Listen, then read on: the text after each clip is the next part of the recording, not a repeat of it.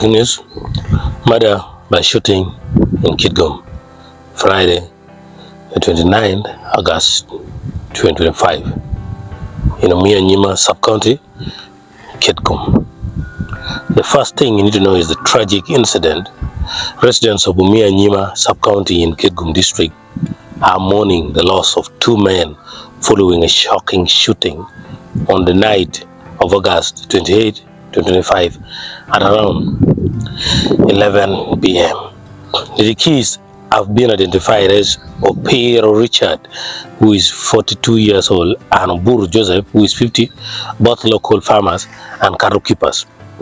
According to official reports, the two were driving bulls late at night when they allegedly strayed into the killing community, into Kitgum Community Protected Kraal, an area under the guard of Uganda People's Defense Forces or UPDF soldiers. Mistaken for Karamojong cattle rustlers, the soldiers opened fire, fatally shooting the two men on the spot. The second thing you need to know is police response. The Uganda People's Forces in Kitgum has confirmed the incident and opened a formal case of murder by shooting. A team of investigators immediately visited the crime scene, documented evidence, and recorded statements from both relatives of the deceased and the soldiers on duty that night.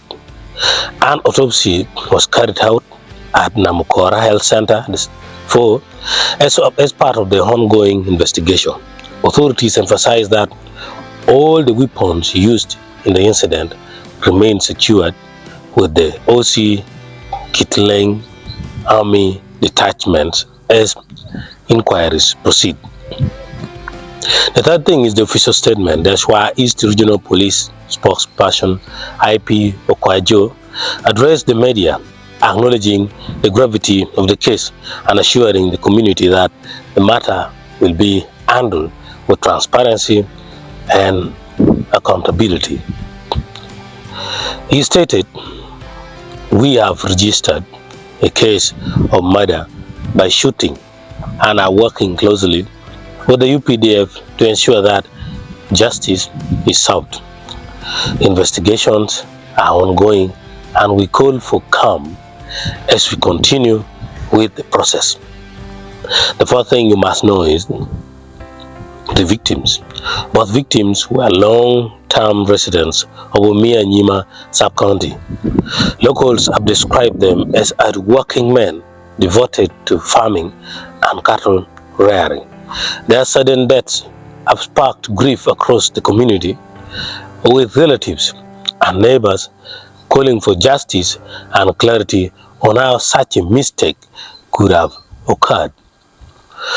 Community leaders have urged authorities to speed up investigations and to review security protocols in protected kraal areas to prevent the misidentification of civilians or mistaking civilians as Karamojong cattle rustlers.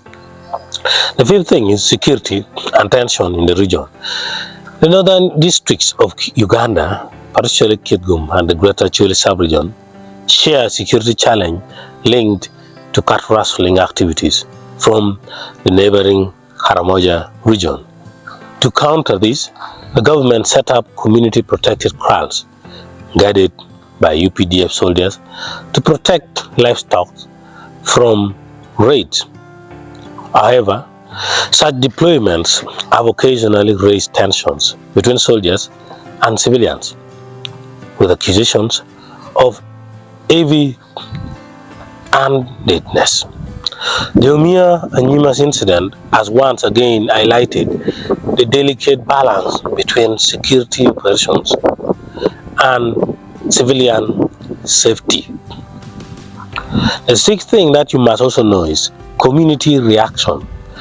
Following the deaths, residents of Banyoro sub-county have expressed shock and anger. Many argue that the soldiers should have arrested the men instead of resorting to lethal forces. Questions are being raised about rules of engagement and whether the soldiers followed proper protocol before opening fire. Local leaders have pledged to engage with both the police and UPDF to demand accountability and ensure such incidents do not reoccur. The seventh thing is the way forward. As the investigation continues, the police have urged the public to remain calm and allow the justice process to take its course. Meanwhile, security experts are calling for, number one, clear identification measures of civilians moving at night near protected kraals. Secondly, refresher training for soldiers on rules of engagement. Thirdly, dialogue between communities and security forces to build trust and prevent miscommunication. Eighth thing you need to know is, as I conclude, the deaths of Piero Richard and Oburu Joseph stand as a painful reminder of the complex security dynamics in northern Uganda. While the UPDF remains vital in protecting communities from cattle rustlers, the tragedy underscores the urgent need for better safeguards to ensure innocent civilians' lives are not lost in the process. The people of Kitgum now await answers, accountability, and above all, justice. The source is Rubberman of 103.5 Tembo FM in Kitgum. Thank you.